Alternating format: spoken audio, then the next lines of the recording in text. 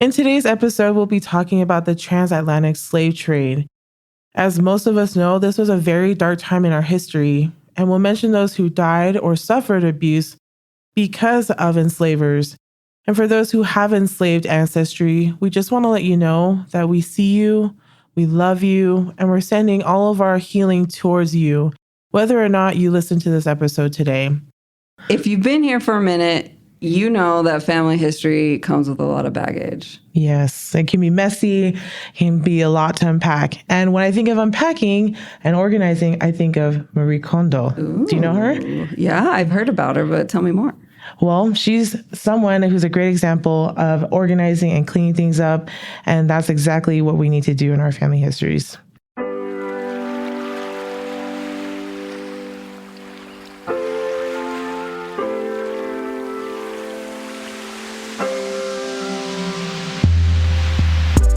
You're listening to the Love Your Lineage podcast by LDS Living, a multifaceted, shame-free approach to family history. I'm Michelle. And I'm Mia, and we want to help you find your space and claim your place in your family history story.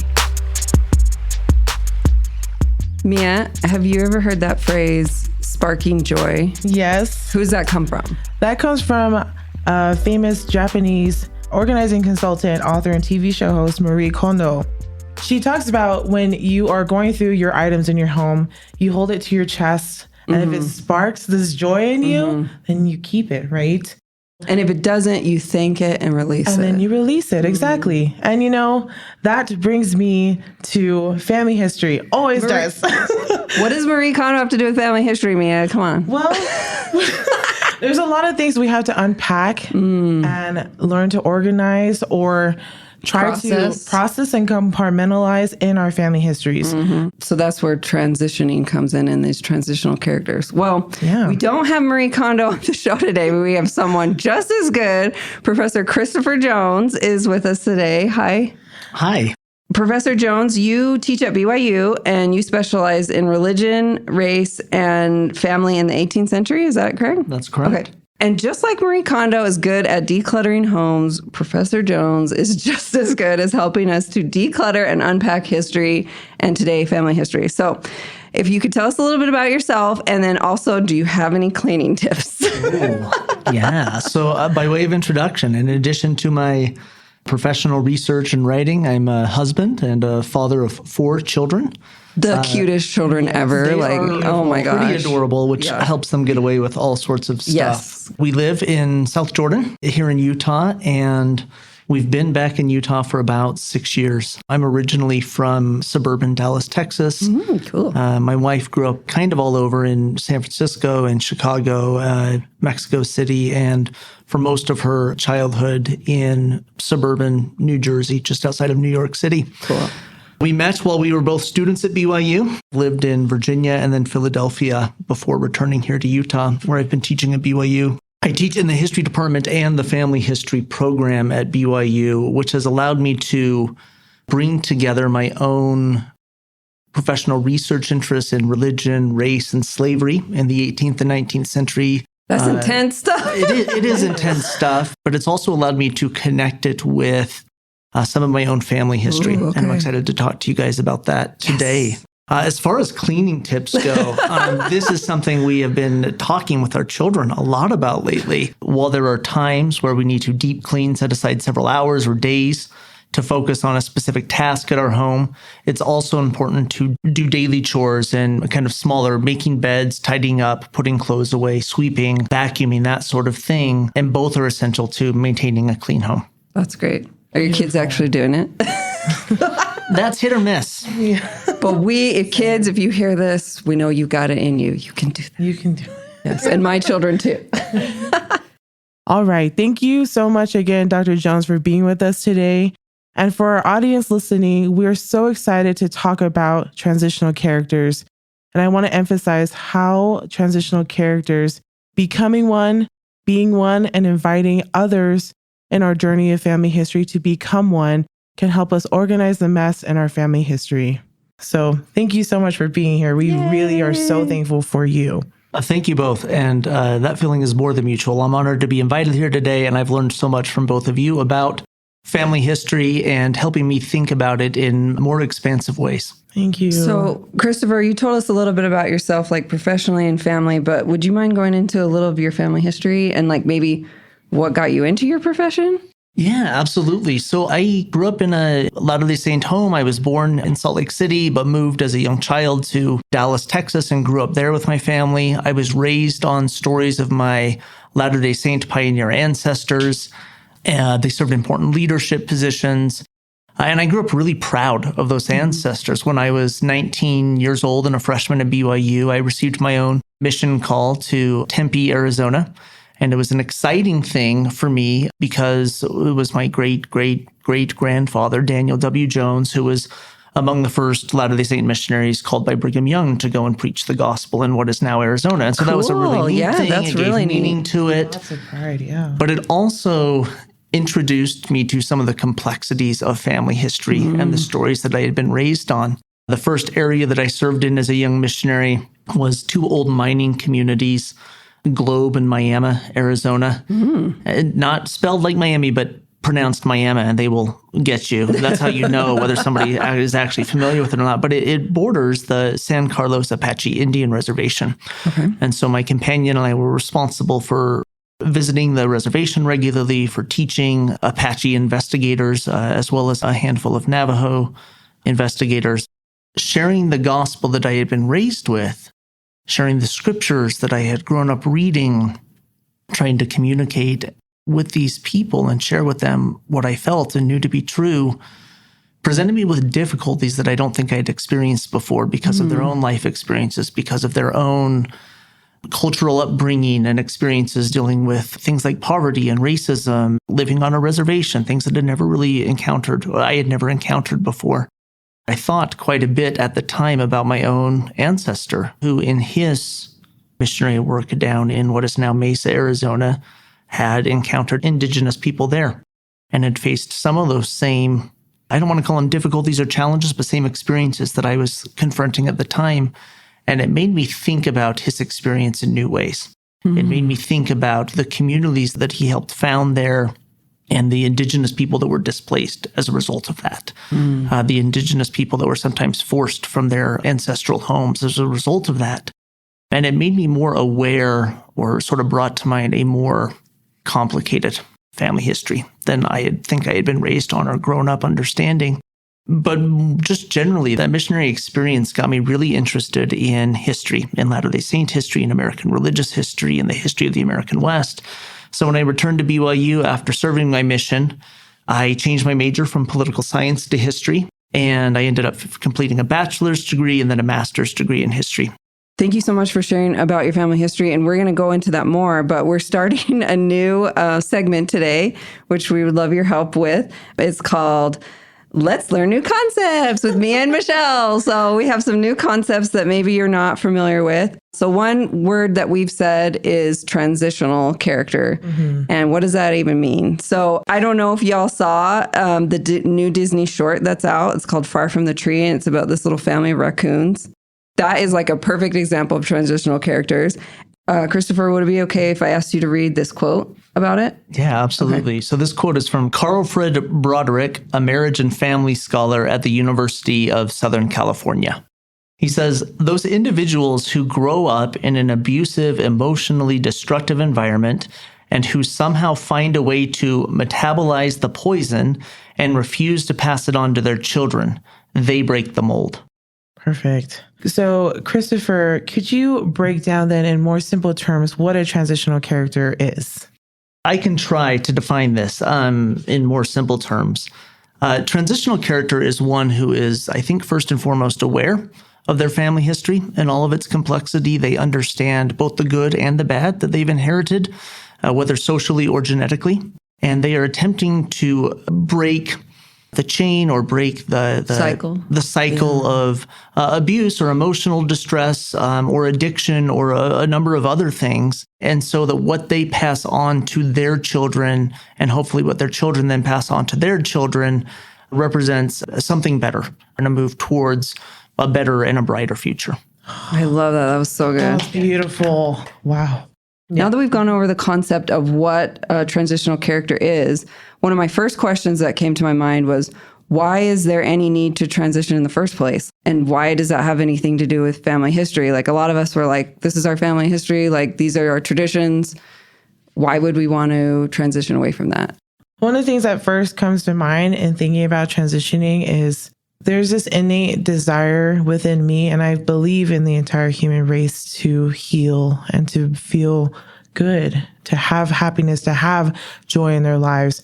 And in a lot of ways, when we look at our family history, we may have inherited some things that either have robbed us of joy or of happiness, sparking that joy in our lives, or have prevented us from experiencing those things. And so for me, at least, the transition is to experience that for myself, that happiness that I'm seeking for, but then also to help make that possible for my family and for future generations. That's awesome. And I know all of you, if you've listened to any past episodes, I'm obsessed with Mia. She's the best. And one of the things she recently taught me was that, like, part of growing as a person and becoming healthy and making new healthy habits is self-awareness. And I think that's the first step in why do I even need a transition, is that self-awareness to be like, hey, this doesn't spark joy for me, or hey, actually, maybe this is damaging. Like, maybe there needs to be a transition here. Mm-hmm. Yeah, and that kind of reminds me of your experience with Christopher on your mission, how you had a moment where you experienced self-awareness of what you have inherited, what your family experience has been, and possibly how it's affected other people, right? And for me, I've had that experience too. And I feel like those experiences come in waves in my life. It hasn't just been one grand moment. And I hope our audience understands that too. It's never just a boom, like a tsunami that comes to you, knocks you over, and you're like, I'm ready to change everything. No, it comes in waves. Just like self-awareness, you grow into that.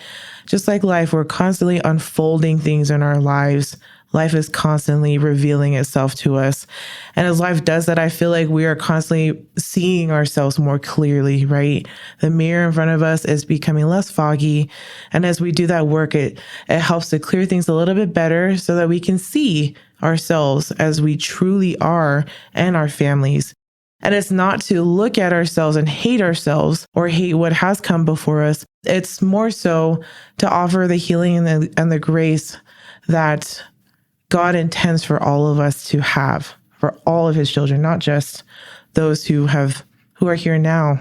Do you know what that makes me think of? What? The movie Shrek, where he's like, ogres are like onions. And I was like, people are like onions. Family history are like onions. It's layers, baby. Mm-hmm. Layers. All layers. Well, this is important because when we talk about our ancestors' shortcomings, their flaws, whatever those things might be, I think it's important to recognize we're not trying to boil down who they were to just those flaws. Right? And we're not trying to cancel them. Exactly. That's exactly right. We're trying to understand them as complicated, complex human beings, every bit as multidimensional as we ourselves are, right? I invite students in my Intro to Family History class to think about who they were 10 years ago, when most of them were 10 or 11 or 12 years old, and to compare it to who they are now as college students and how much they've changed in that 10 years, how their career aspirations or life aspirations or plans have changed, how their interests have expanded or contracted in various ways. And it's important to understand that our ancestors were not static individuals defined by a single thing that they did or one bad thing that they experienced, but are complex, complicated human beings who changed over the course of their life. Mm-hmm. And that's neither to absolve them of their sins and shortcomings, nor is it, though, to reduce them to those sins and shortcomings. It's attempting to approach them as complicated, complex human beings. I have one of my favorite books here. Can I share a quote? Yes, please. We'd love it. This is from Margaret Bendroth's book, The Spiritual Practice of Remembering. And Margaret Bendroth is not a Latter-day Saint. She's a devoted and devout Christian woman. She formerly served as worked as the librarian and archivist at the Congregational Archives in Massachusetts. She's a trained historian. She's a brilliant scholar, but also a very sensitive one. And she wrote this book, The Spiritual Practice of Remembering, that is about so much more than family history, but is also intimately about family history. And in her conclusion, she says, for all of our worries about divine providence and God's will, the really hard part about history is accepting the humanness of the past and its people. Just as there are no one-dimensional heroes and villains in real life today, there were none 200 or 2,000 years ago. All of us live somewhere between fear and hope, sharing the precariousness of life on planet Earth. But we learn to understand our situation within different cultural ground rules and different physical limits. Our ancestors are on the one hand terribly alien to us, yet we are also profoundly connected to them. They confront us with the full span of human diversity in beautiful, frustrating, and challenging ways. We do not need to excuse them from their various sins and omissions, treating them as if they came from some wildly exotic civilization. We have the right and the responsibility to disagree and complain and rail against them within the framework of our common tradition. That extended argument constantly unfolding across both space and time. Even though they do not literally talk back, it is still possible to learn to hear their voices clearly. I return to that regularly. I assign that every semester in my class, and I always elicit kind of the most profound responses from students. That's what I was going to ask. How is it received? Because I feel like right now, where we are right now, addressing anything negative that even within history, like our forefathers or something, it is seen as canceling them or betraying them or vilifying them. And it's like, that's kind of part of what the conversation I want to have today. How can we point to these things and say, hey, this is not great for me now. It's not something I value, without vilifying history or our ancestors? I guess what I have to say on this is I don't know that I have any really clear-cut, easy answers on this. And that's fair. Because this is complex. Remember, we talked about complex. But I think it's crucially important to come to understand individuals in all of their messiness and in all of their complexity. Joseph Smith once remarked that more or less, you can't worship a God that you do not understand. You cannot worship a God that you do not know. And while we don't worship our ancestors, we're encouraged and counseled to have our hearts drawn to them. We're counseled and commanded to fulfill the spirit of Elijah and the promise of Malachi in the Old Testament that was repeated to Joseph Smith by the angel Moroni in 1823. And that is that the hearts of the fathers shall turn to the children, and the hearts of the children shall be turned to their fathers. And the consequences, if we don't, are pretty dire, right? And we interpret this, and rightfully so, as having to do with family history work and temple ordinances. But I'm convinced it's something more, and I don't fully understand what that is. But I do think transitional characters has something to do with that heart turning. I do. I don't know how I could turn my heart to my ancestors if I refuse or am unable to come to know them as the complex, complicated humans that they were and the worlds in which they lived. Ooh, that's deep. I love it. Thank you. That makes me emotional. Well, because I recently have had people that become ancestors in my family. So, and learning about their lives, learning these new things about them that I didn't know, it's harbored some really hard feelings and a lot of frustration and anger because the consequences have been dire. They have caused a lot of pain in my family. But just thinking of it that way, the heart turning, you really can't experience that if you don't truly understand or hold space or just allow that complexity to exist. And I think what makes it so hard is because I see that complexity in myself too. But then it also gives me this charge to, like a transitional character, what can I do about this now? I personally have a lot of privilege in being able to do things now for myself. And I acknowledge that maybe not everybody who listens to this will have these privileges that I have too, or that we have. But I truly believe there's power in all of us to do even just the smallest change in our lives. Transition. It can happen. I would hope so that it does for all of us. And I think this is a really good time to mention, though, there are varying forms of abuse within our family. while we're encouraging you to hold space for people in their complexity, we don't ever want anyone to feel that we're saying to hold space for an abuser or someone that's hurt you. Like, you have every right to disconnect yourself and protect yourself and your future family from anyone that is causing you any sort of harm or abuse or trauma. So I just want to make that clear and point that out. I wanted to ask myself, Michelle, and Christopher, what are some examples in your lives how you have been a transitional character, and what has that done for you and your family today? So I was kind of thinking about this, and I'm like, I think addiction is a thing that many branches of my family tree have struggled with. Much of my family has struggled with alcoholism. I was talking to my children about what is alcohol and why we don't drink alcohol. And I said, in our family, we have a sickness called alcoholism. And it's something that if we drink alcohol, it's harder for us to stop, and it can really ruin our lives. And I shared with them about family members that have died early because of liver disease, because of alcoholism, mistakes that they've made, how they, sometimes when people are intoxicated, they become abusive or can drive drunk and hurt people.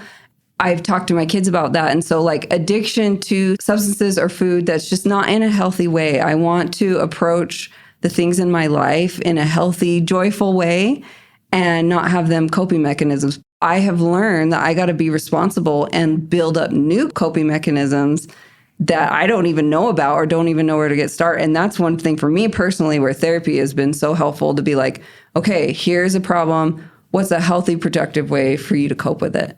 And hopefully share that with my kids, Beautiful. Wow. I'm Polynesian. I'm not just Polynesian. I have a mixed ancestry as well. And in looking at pictures of my family, it's apparent that our body shapes are not necessarily considered top tier in what you see in magazines. And a lot of beauty standards that we see today. And I have inherited that kind of body too. And growing up, I remember not really loving my body because my environment didn't necessarily promote learning to love yourself and appreciate who you were. And as I say that, I had a memory in, I believe it was kindergarten, where I was asked to draw a picture of myself. And instead of grabbing a brown crayon, I grabbed a white one because I saw a lot of other girls who weren't melanated like me and who had blonde hair, and I wanted to look just like them. And that's what I saw on TV as well.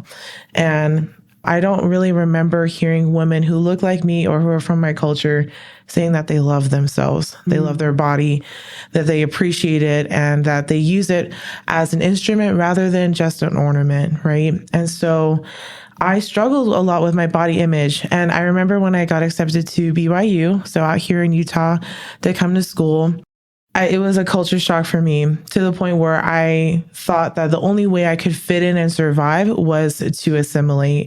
And so I did everything I could in unhealthy ways to lose weight, to change my hair color, to change my fashion, and what I believed would help me to fit into what the norm would be. And man, it was a psychological roller coaster going through that.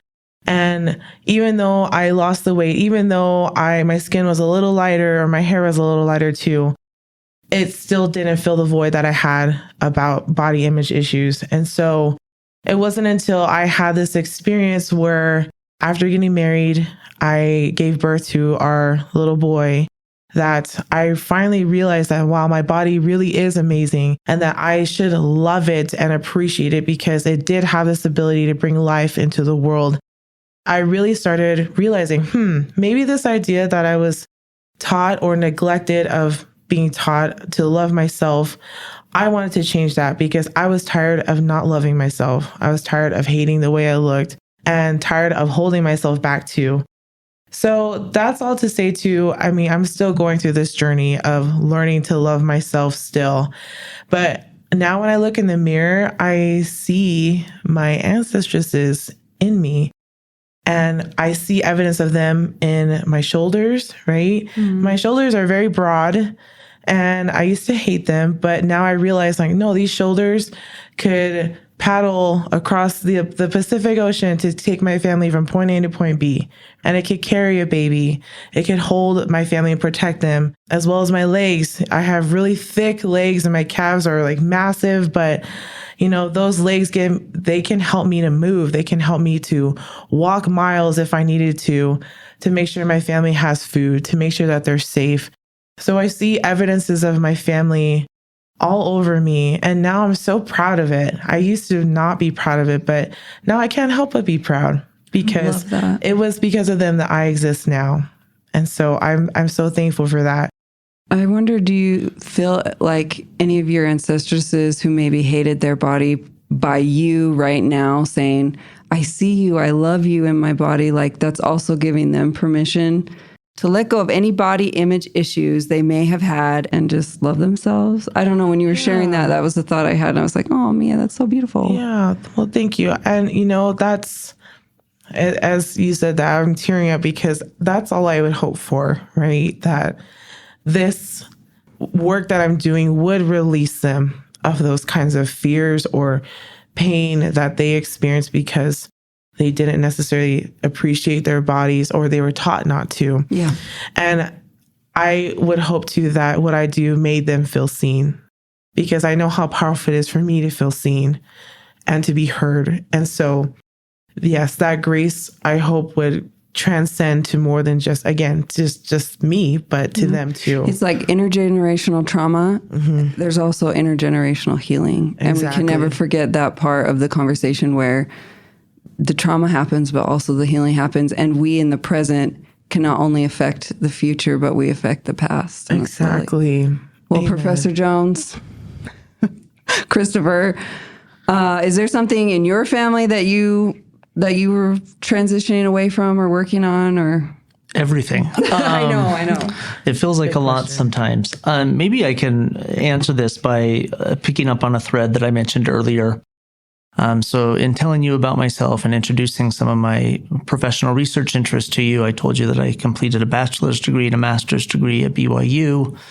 And after graduating in 2009, I moved with my wife, Karen, to Williamsburg, Virginia, and I started a PhD program in history at the College of William and Mary. In 2011, so this was year 2 of my program, I was taking a graduate seminar on slavery and the slave trade.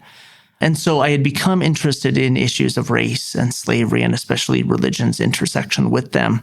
And while I was taking this graduate seminar on slavery and the slave trade about 10 years ago, a little more than that, we had been assigned to visit a website, slavevoyages.org. At the time, it contained what is called the Transatlantic Slave Trade Database, which is a detailed account of every single known voyage that transported enslaved captive Africans from their homes in West Africa and West Central Africa to the Americas, to Latin America, to Portuguese Brazil, to the United States, to British North America, to the French Caribbean. And so you have this massive database, about 50 years in the making, and it includes details about every single one of those voyages. It tells you who owned the ship, where it was harbored, where in West Africa or West Central Africa they purchased the enslaved individuals, and then where those enslaved individuals were disembarked. It records how many enslaved individuals embarked and then how many disembarked. And what you learn quickly is that dozens, if not hundreds, died on every single one of those transatlantic slave voyages. About 12 million are captured and sold into slavery, and about 10 million disembark in the Americas. So while I was reading and researching on this transatlantic slave trade database, a memory came to mind, a memory from about a couple of decades earlier, when my mom told a younger me, a 10 or 11-year-old me, about one of my ancestors. I couldn't remember the time, if it was a great-great-grandfather or a 4 times great-grandfather. It turns out it's a 5 times great-grandfather. And she told me, in a way, a story about this great-grandfather or this ancestor that was different than the other stories that I was raised on. Instead of celebratory tones, this one was shared in kind of hushed whispers. And she told me that this ancestor had captained transatlantic slaving voyages, that he was a slaving ship captain. And so armed with that memory, I plugged my ancestor's name into this database, And sure enough, within seconds popped up results of 3 transatlantic slaving voyages that he captained, taking him from his home in Liverpool, England, to Bonny, a prominent slave trading port in West Africa, and then disembarking in Kingston, Jamaica. The 3 ships captained by my ancestor transported more than 1,000 enslaved Africans across the Atlantic Ocean. My reaction was one of shock, of surprise, of disgust, of trying to process this and not quite knowing how. But it was also one of surprise and excitement. And I want to be clear in what I mean by that. It doesn't mean that I was excited to discover that my ancestor was guilty of something that I view as a pretty heinous sin, but rather that it made the history that I was studying in graduate school as I was pursuing a career as a professional historian more immediate. In that moment, it seemed to collapse the 200 years of historical distance that separated me from him. And it made me think about what I was studying in more deeply and intimate and personal ways. That this wasn't something that I could dismiss as happening long ago, that had no effect on me or the world in which I lived. It was something that my ancestor did. It was something that he actively participated in. I didn't immediately know what to do with this information. I kind of set it aside. I shared it with my parents, whose reaction was fairly similar to mine. And after I was hired at BYU after I'd graduated from William & Mary with my doctorate in 2016 and was hired at BYU to teach history. I was one day over in the special collections, the university archives there, and I was looking at some materials, and I came across a photocopy that special collections had in their archives that was the logbook of the slave ship Iris, captained by George Cannon, my 5-time great-grandfather. So just maybe one important note of clarification here. My ancestor, George Cannon, it should not be confused with George Q. Cannon, who was a prominent 19th century Latter-day Saint church leader, served in the first presidency, and actually founded George Cannon and Sons Publishing Company that later became Deseret Book Publishing Company. And so I sat down, and over the course of multiple weeks, I transcribed or began transcribing that document. And it's not the most exciting thing in the world. Most days it simply records what the weather is, land that they saw, with occasional mentions of the enslaved individuals that they purchased and transported, including the deaths of a handful of unnamed African slaves. The following semester, I was teaching a course on slavery and the slave trade, a course that I regularly teach at BYU. And I've asked students in that class, I've assigned them to help me transcribe that document and then to research the people and places and ships and individuals that are mentioned therein in an effort to better understand slavery and the slave trade. And somewhat to my surprise and somewhat not to my surprise at all, more than one of my students has now found out that their own ancestor, George Cannon, was a slave trader from being assigned to do this. And one of my students, a really brilliant young history major, is planning to write her honors thesis at BYU on George Cannon, the slave trader now as well. I wish that I had neat, tidy conclusions to draw from this. I don't know what else to say at this point other than I think this is the first step in serving as a transitional character away from an ancestral inheritance of slave trading, of slave ownership, of presumably repulsive, racist assumptions and ideas that were carried by those ancestors into one that is more racially aware, that is more racially sensitive, and that strives to root out racism individually and collectively throughout society. Christopher, I so much respect and appreciate your vulnerability here. I think a lot of people find out about bad moral choices that our ancestors have made, and we are filled with a deep sense of shame that somehow that's connected to us. And I love how you were vulnerable and you shared that and your family and to process that. And I want to thank you for coming on here. And I know that a lot of our listeners can resonate with the story that you shared with us. So, yes, Christopher, thank you so much for sharing your story with us. I've been weeping this whole time you've been talking because, like Michelle said, I know how much your story and your experience is going to resonate with a lot of people and hopefully help with them in their journey to being these transitional characters, right? To help bring about the healing that they so desperately need today and for our ancestors in the past too. I was so moved too, especially by what you're doing now, how you're living and moving in result of what you learned about your ancestors, especially about rooting out racism. President Oaks mentioned that in conference about how we all, as members of the Church of Jesus Christ of Latter-day Saints, need to root out racism. And then President Nelson, our prophet, has also talked about how we need to lead out in we need to lead out in abandoning racism. And so your example is so good and so needed for not just me today, but for everybody. And so thank you again, yes, for being vulnerable and for being authentic in this. And we just appreciate you so much.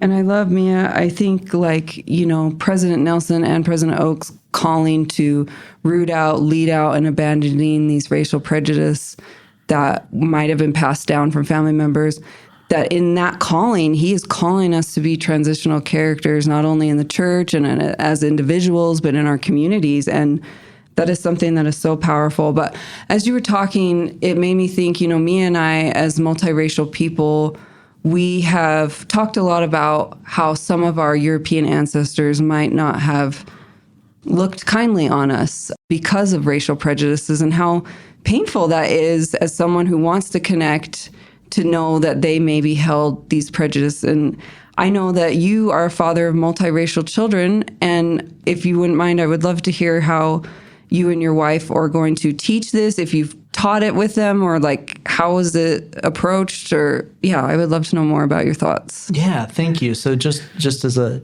maybe a point of clarification for listeners, my wife, Karen, is the daughter and granddaughter of Salvadoran immigrants and refugees that fled the Salvadoran Civil War in the 1980s. She was born in San Francisco shortly after her mother came to the United States from El Salvador.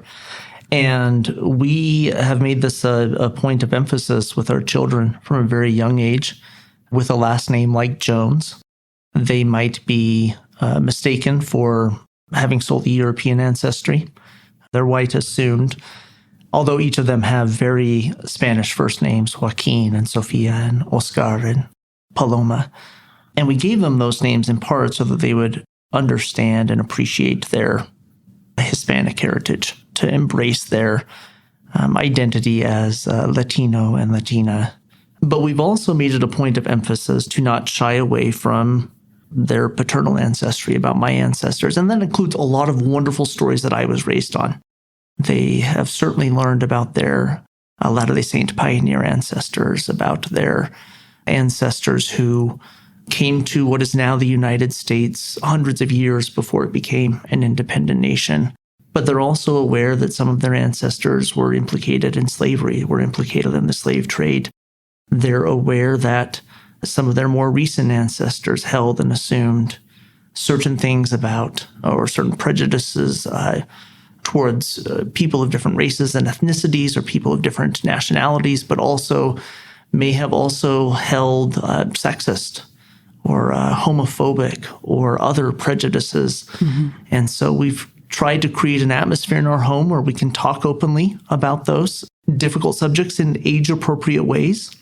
We don't want to overwhelm them, but in a way that they can understand that they themselves are complicated, multifaceted individuals with complicated, multifaceted ancestry, and that within our home, within our family, we're trying to create an atmosphere of openness where they can ask hard questions and where we can be prepared with answers, whether they be simple answers or difficult ones.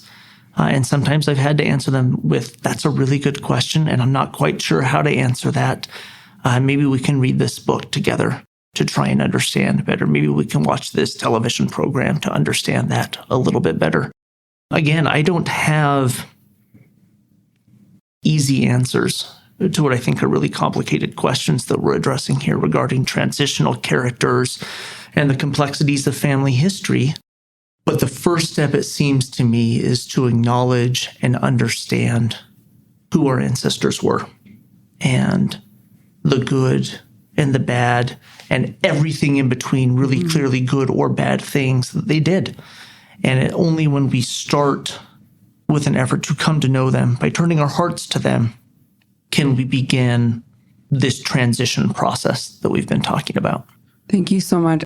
I feel like in family history, when we come upon an ancestor who was a bad actor or who did something that doesn't really fall in line with our values, I've seen two responses. One is that there's so much shame and you want to kind of not even acknowledge that ancestor because you feel so ashamed and that it does reflect on you as a person.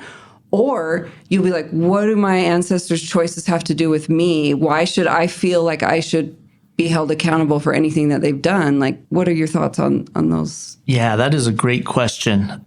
I understand both of those impulses and have certainly felt them myself. Me too. I don't feel responsible for one of my ancestors enslaving somebody else. I didn't do that. I do feel compelled to acknowledge that that injustice occurred. And I do believe that it's important for me to acknowledge and then reflect on the legacies of that act or their actions.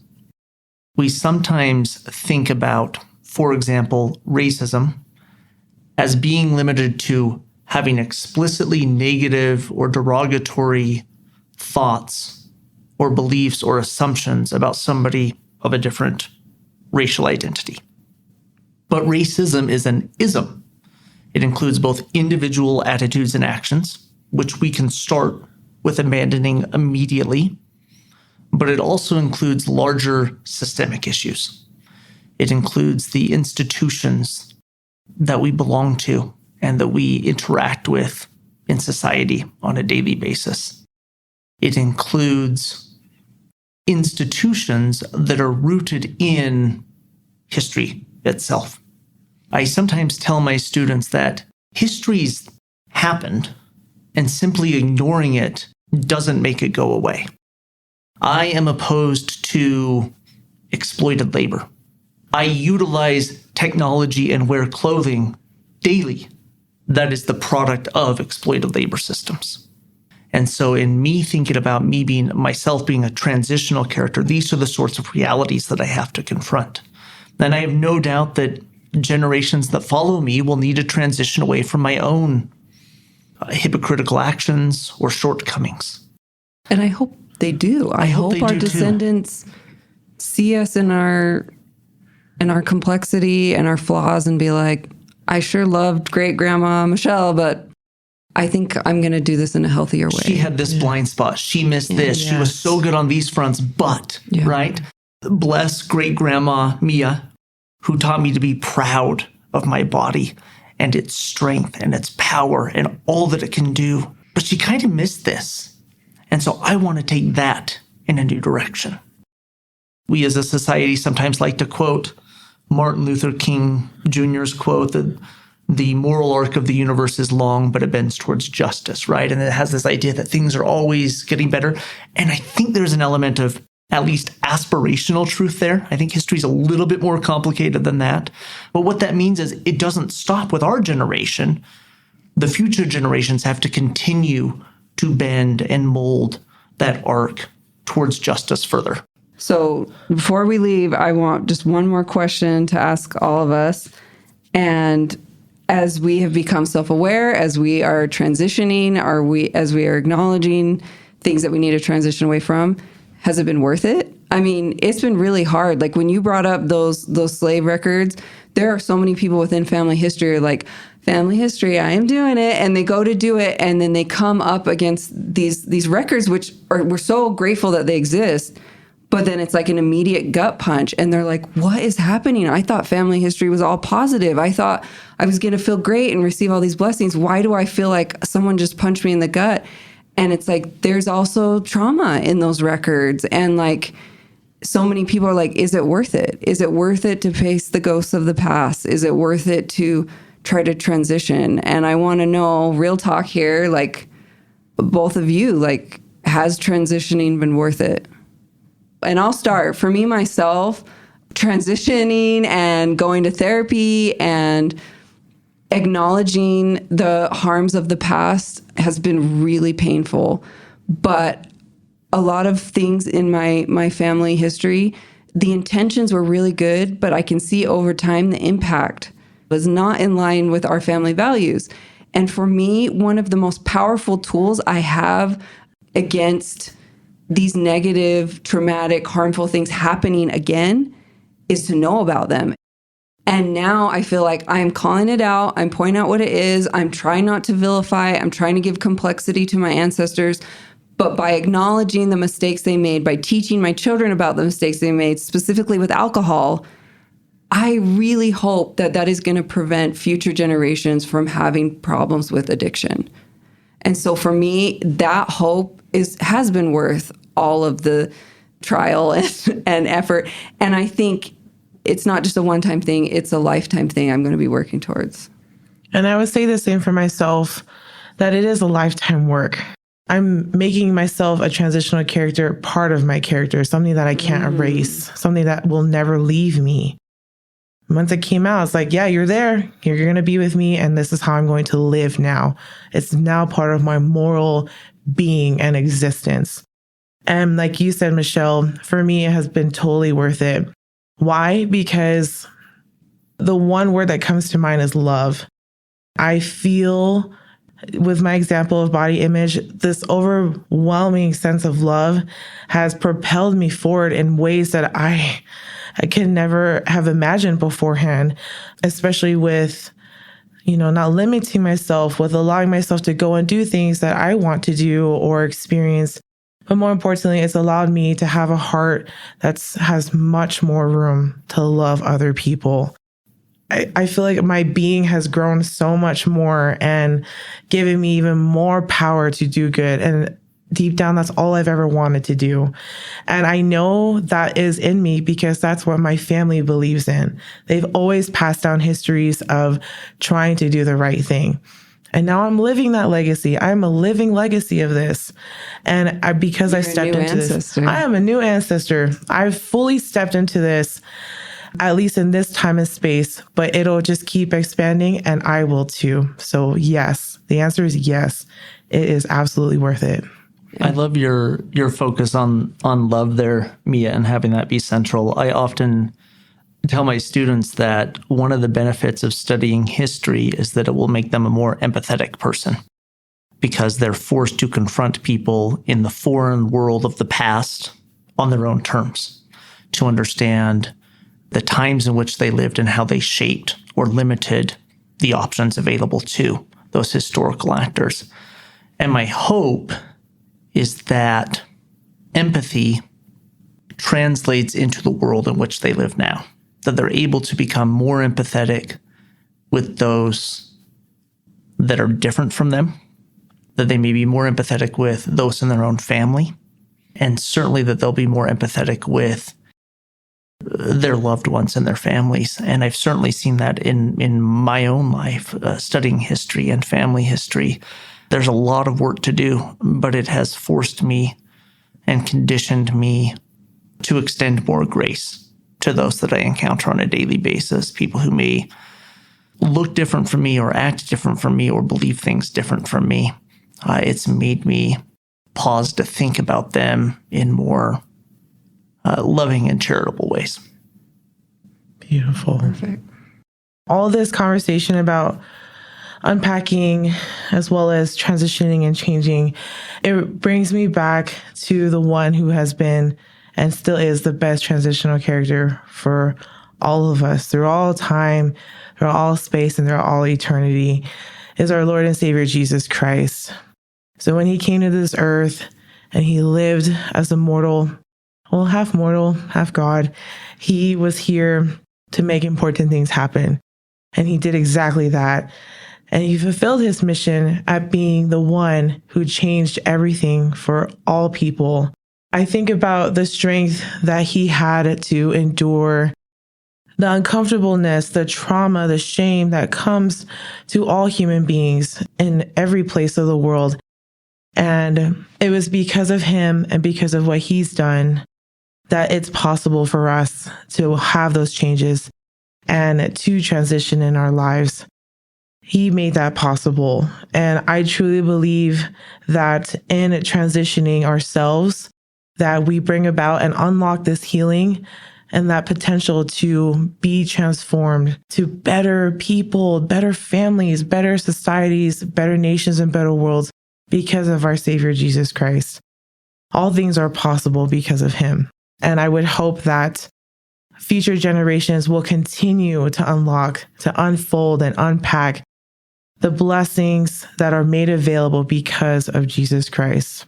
Yeah, I love that. Jesus Christ was an amazing transitional character. I mean, he pushed against toxic ways that people were interacting with each other. And he taught us that the two most important commandments are to love God and to love our neighbor. And I am so grateful for his teachings, and especially those two, because that's how I can weigh my coping mechanisms. That's how I can weigh traumas or new habits I want to gain, is by like, are these things in my life going to help me to fall in line with these commandments of loving my neighbor, of having a close relationship with God, or are these habits and these coping mechanisms destructive and taking me away from that? And I love the show The Chosen. It's a historical drama about the life of Jesus Christ. And in it, every episode, he's transitioning from something. He's trying to show the apostles how to transition away from different aspects of their lives before they met him, or different cultural things.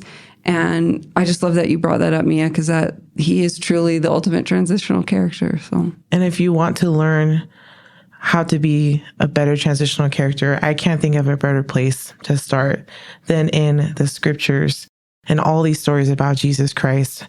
So with that, we're so thankful again for Dr. Jones, Christopher Jones, for coming today to speak to us about what it means to be a transitional character, and how all of us can do this, and how we can do it together and bring about the healing that has always been intended for us, for our posterity, and for our ancestors. And I just want to remind y'all, this is a podcast about family history, and we just majorly unpack this box to show you what we mean a multifaceted approach to family history. This is it.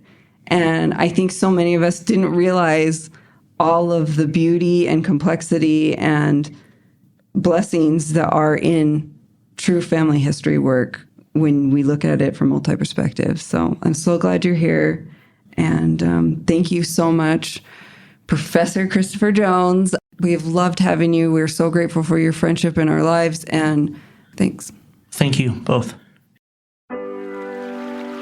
Thank you for joining us for this episode of Love Your Lineage. You can find all the references and full transcript for this episode in our show notes at ldsliving.com/loveyourlineage. And if you love this episode, please leave us a review or a rating. This episode was hosted by me, Michelle, and Mia. It was produced and edited by Erica Free and Katie Lambert, and mixed by Mix at 6 Studios. Thank you for being with us today, and we hope you feel empowered to love your lineage and embrace your authentic family history story.